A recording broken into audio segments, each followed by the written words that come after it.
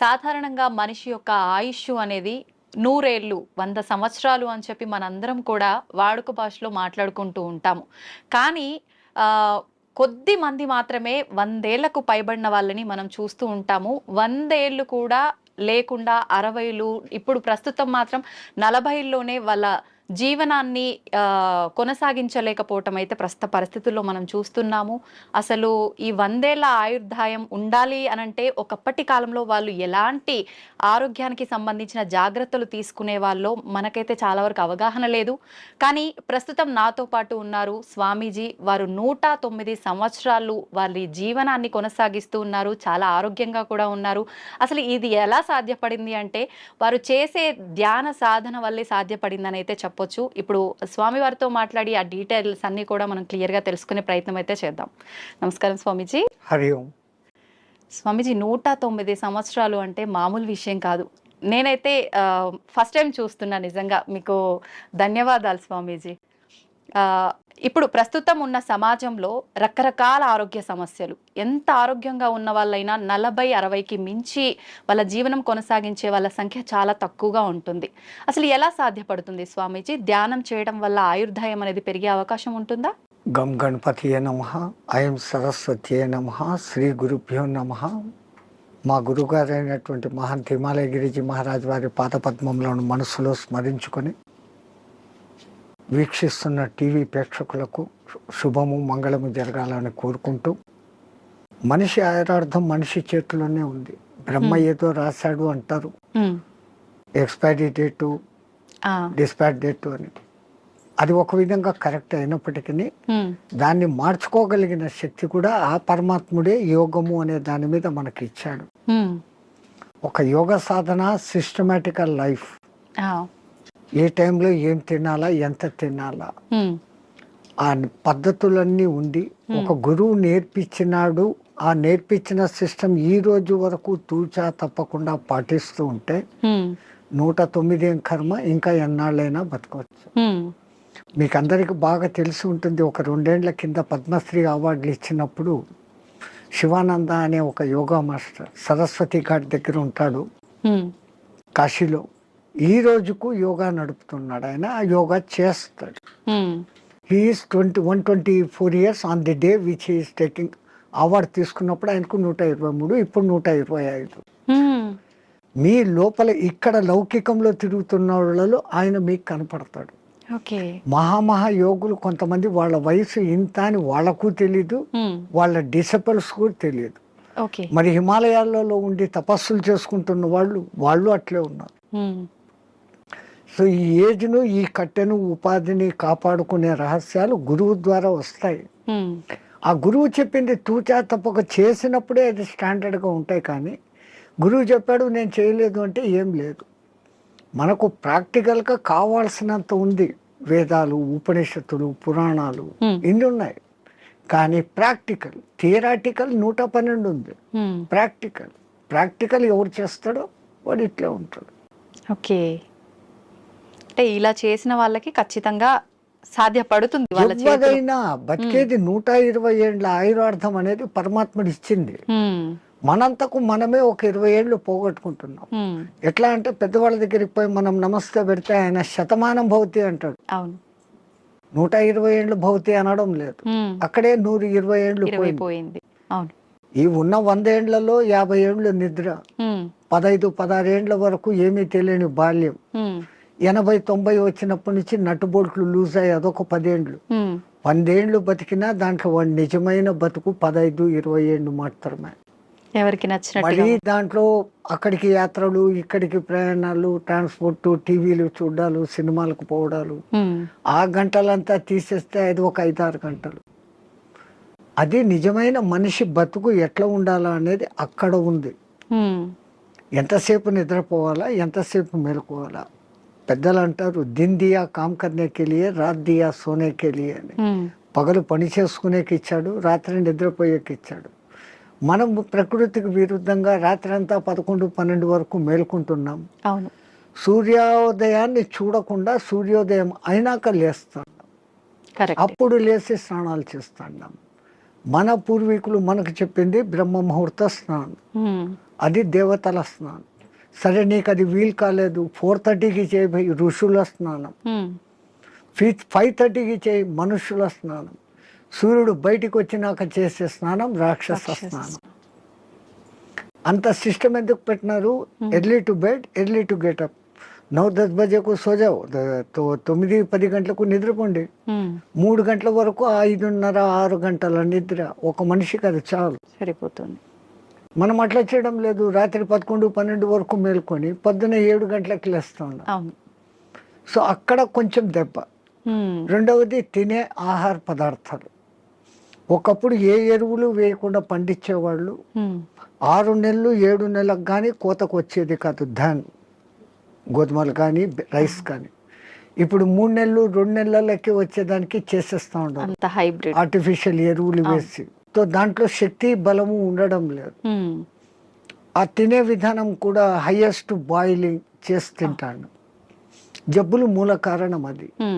పరమాత్ముడు సృష్టించిన 84 లక్షల జీవరాశుల్లో ఏది కూడా ఉడికించి తినడం లేదు, ఫ్రిడ్జుల్లో పెట్టుకోవడం లేదు. అవి హ్యాపీగా ఉన్నాయి, కంటద్దాలు పెట్టుకోవడం లేదు, చోట్ మిషన్ పెట్టుకోవడం లేదు.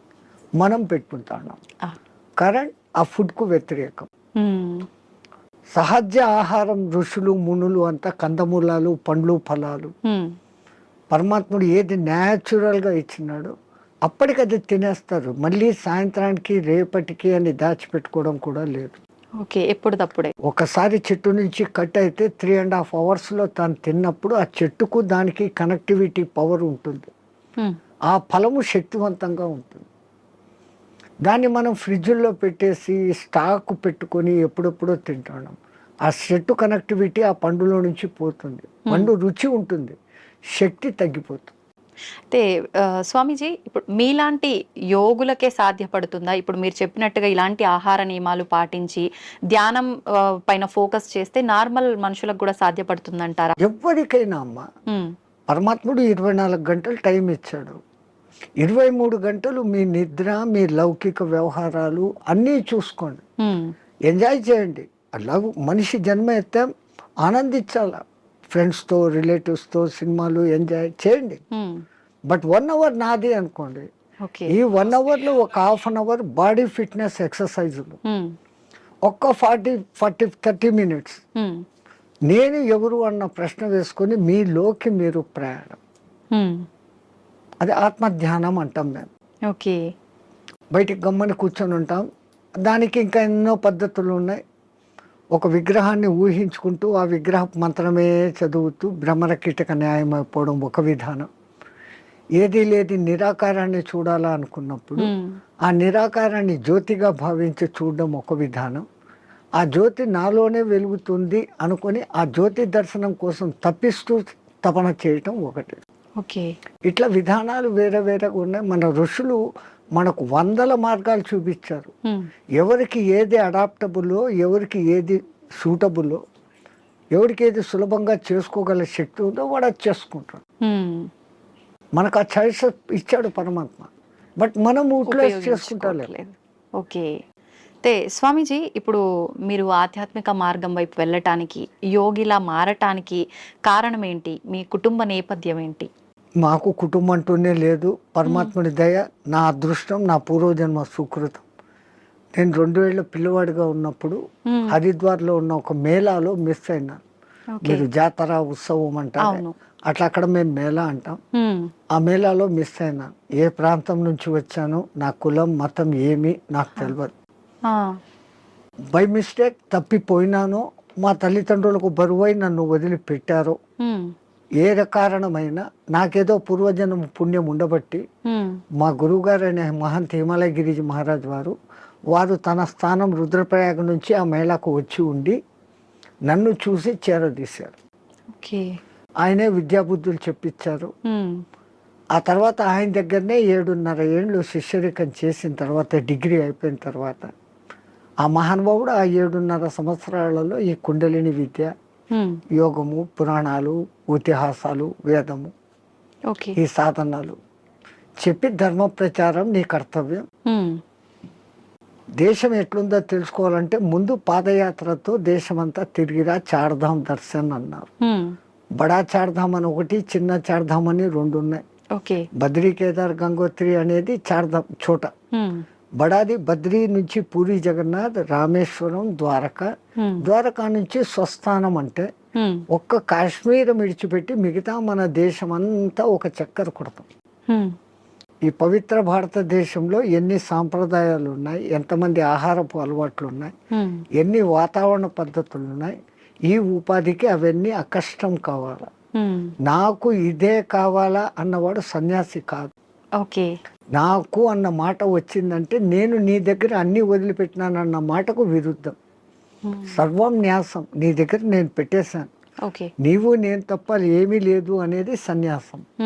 మరి అటువంటిప్పుడు మళ్ళీ నాకు ఇది కావాలా, నాకు చపాతీలే కావాలా, నాకు ఏసీ రూమే కావాలా, ఇవన్నీ విరుద్ధం. సో ఈ విరుద్ధతకు ముందు ఈ శరీరాన్ని తయారు చేసేదానికి గురువులు ఆ సాధనలు నేర్పిస్తారు. పంచాగ్ని విద్య అని, జల ఉపన్యాసం అని, ఇట్లాంటి కొన్ని ఉంటాయి. అవి నేర్పటం మూలంగా చలి, ఎండావానాలకు ఈ శరీరం తట్టుకునే స్థితికి వస్తుంది. అలాగే ఆహారం విషయంలో 11-12 రోజులు తినకుండా కూడా అదే శక్తిగా ఉండే సాధన కొన్ని మంత్రాల మూలంగా ఇన్నర్ శక్తిని పెంచుకునే.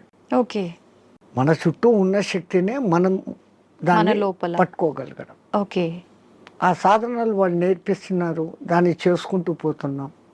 అట్లా అని తిండి లేకుండా ఉండాలా అని దాన్ని ప్రయోగించకూడదు. అత్యవసర పరిస్థితుల్లో శక్తులు ఉన్నాయని అది దుర్మార్గానికో స్వ అవసరానికో వాడుకోకూడదు. అత్యవసర పరిస్థితి ఇంకోని రక్షణకు, అప్పుడు దాన్ని వాడుకోవచ్చు.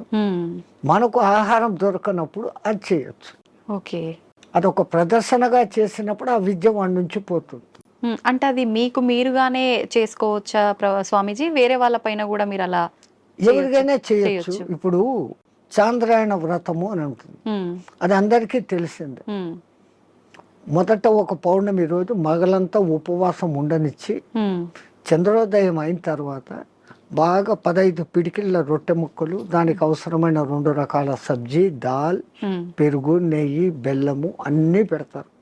అసలు సామాన్యంగా ఒక మానవుడు అంత తినలేడు, అంత పెడతారు. ఆ తర్వాత చంద్రకళలు ఎట్లెట్లా తగ్గుతాయో ఒక్కొక్క ముఠి తగ్గిపోతా పిడికెడు తగ్గిపోతా వస్తుంది. అమావాస్యకు ముందు దినం ఒకే పిడికెడు ఉంటుంది, అమావాస్య పొద్దు ఏమీ ఉండదు. ఫస్ట్ 15 days అన్టాలరేటబుల్, మనిషికి అలవాటు కాదు. మళ్ళీ ఒక్కొక్క పిడికెడు పెంచుకుంటూ పౌర్ణమికి మళ్ళీ 16 ముద్దల భోజనం, మళ్ళీ రెడ్యూస్, మళ్ళీ డెవలప్, మళ్ళీ రెడ్యూస్, ఇట్లా చేస్తారు. మొదట్లో మాకు కూడా చాలా బాధ అనిపించి మా గురువు గారితో అడిగాం, ఇట్లా కొంచెం కొంచెం చంపే బదులు ఒకటేసారి చంపేయచ్చు కదా పబ్లిక్. ఆయన అన్నాడు, రే ఈ పాపీ పేట్, ఈ పొట్ట ఇట్లా జానడు ఇట్లా జానడు. ప్రపంచంలో ఎంత పెద్ద గుంతనైనా రోజు 3 పిడికెళ్ళు మన్ను వేస్తే 10 ఏళ్లకో 20 ఏళ్లకో నిండిపోతుంది.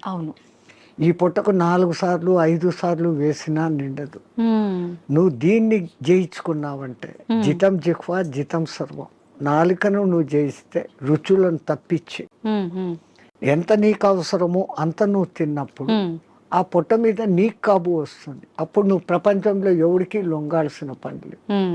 ఈ ఆకలే కదా మనిషిని లొంగదీస్తుంది, అపరాధాలు చేయిస్తుంది, అబద్ధాలు ఆడిస్తుంది. అంటే వాడి కోసం, ఆ పొట్ట కోసం, వాడి మీద ఆధారపడిన పొట్టల కోసం. దీని మీదనే కాబు పొందితే ఏంటే అవసరం లేదు. మేము ఎక్కడో పాదచారులుగా తిరిగేటప్పుడు మాకెప్పుడో పిలిచి భిక్ష పెట్టడు. మళ్ళీ సన్యాసంలో ఇదొక రోజు, ఎవరైనా పిలిచి భోజనం పెడితే తినాలా తప్ప మాకై మేము ఇట్లా అనకూడదు. అడిగితే అది రుణం, వాళ్ళై వాళ్ళు ఇస్తే అది దక్షిణ. ఈ అర్థాలు ఉన్నాయి. రుణపడినాము అంటే ఆ రుణం తీర్చుకునేకి మళ్ళీ ఇంకో జన్మ ఎత్తాల్సిందే. జన్మరాహిత్య స్థితి కోసం సన్యాసం. మరి ఇప్పుడు మళ్ళీ ఈ లంపటంలో ఎందుకు పడాలి? ఎట్లాగో గురువు ఇచ్చిన సాధన ఉంది, ఉండొచ్చు, అప్పుడు వాడుకుంటాం దాన్ని. స్వామీజీ మీరు చెప్పారు కరెక్టే, అలా మేము చేయి చాపి అడిగామంటే అది రుణం లాగా ఉండి మరొక జన్మకి దారి తీస్తుంది. కానీ చాలా మంది బాబాల్ని స్వామీజీల్ని చూస్తున్నాం కదా, వాళ్ళు ఖచ్చితంగా ఆ, తీసుకుంటూ ఉంటారు, వాళ్ళందరినీ దొంగ బాబాలు అలా అనొచ్చు అంటారా? ఈ ప్రకృతి పరమాత్ముడు సృష్టించిన దాంట్లోనే చెడు మంచి రెండు ఉన్నాయి. ఉమ్, ఉమ్, చెడు ఉన్నప్పుడే మంచి ఏదో మీరు ఐడెంటిఫై చేయగలుగుతారు. ఉమ్, బాగా ఎండలో తిరిగేసి వచ్చారు, మీ ఇంట్లో కూర్చొని ఫ్యాన్ ఆన్ చేశారు, ఆ చల్లగాలి ఆహా అంటున్నారు. ఈ ఆహా అని మీకు ఎప్పుడు అనిపించింది? ఆ ఎండ అనుభవించినాక, ఆ అనుభవిస్తేనే. బాధ అనుభవించినాక. అవును. అది లేకపోతే మీరు జీవితాంతం ఫ్యాన్ కిందనే ఉన్నప్పుడు ఈ ఫ్యాన్ నాకు సుఖం ఇస్తుంది అన్న గుర్తింపు మీకు రాదు. ఉండదు. కరెక్ట్. సో సుఖాన్ని మీరే గుర్తింపు చేసుకుంటున్నారు. ఎండలో తిరిగి ఉస్సు బస్సు నాకు నీళ్లు తప్పికెత్తంది మంట అనే ఫీలింగ్ వచ్చినప్పుడు కష్టాన్ని మీరే ఫీల్ అవుతాను.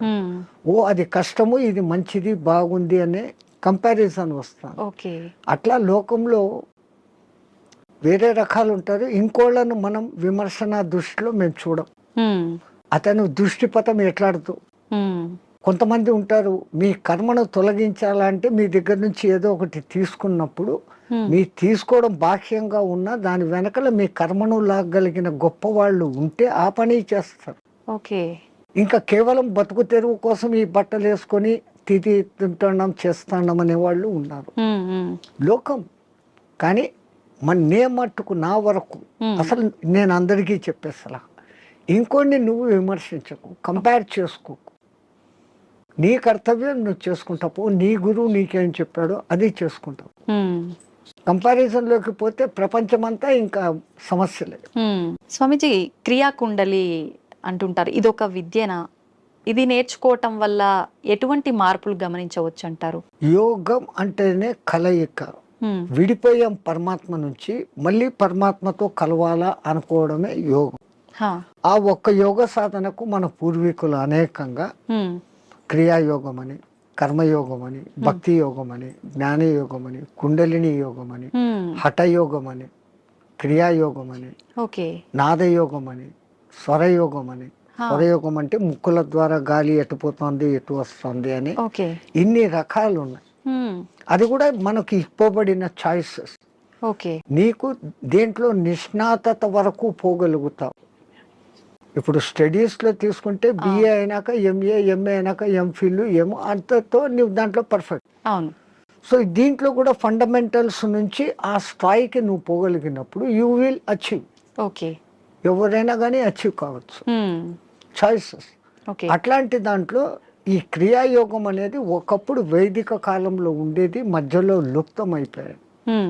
ఆ లుప్తమైపోయిన దానికి మనుషులకు తిరిగి అందించాలని దాని మూల పురుషుడైన మహావతార్ బాబా ఒక మహానుభావుడిని ఎన్నుకొని అతన్ని మాధ్యమంగా చేసుకొని కొన్ని వేల గ్యాప్ మధ్యలో తర్వాత మళ్ళీ ఆయన ద్వారా ప్రచారంలోకి తీసుకొని వచ్చారు. ఓకే. ఆయన తీసుకొని వచ్చిన వాళ్ళలో క్రియాయోగం చేస్తే ఫలితం ఇట్లుంటుంది అని లోకానికి చూపించినోడు ఒక యోగి ఆత్మకథ రాసినాడు కదా, పరమానంద. ఆయన డెడ్ బాడీ 15 రోజుల వరకు చెడలేదు. అది యోగి శక్తి. క్రియాయోగం చేస్తే క్రియాయోగం చేస్తే దాంట్లో చేయాల్సిన దాంట్లో కఠినతరమైన సాధన ఏమంటే ఖేచరీ ముద్ర.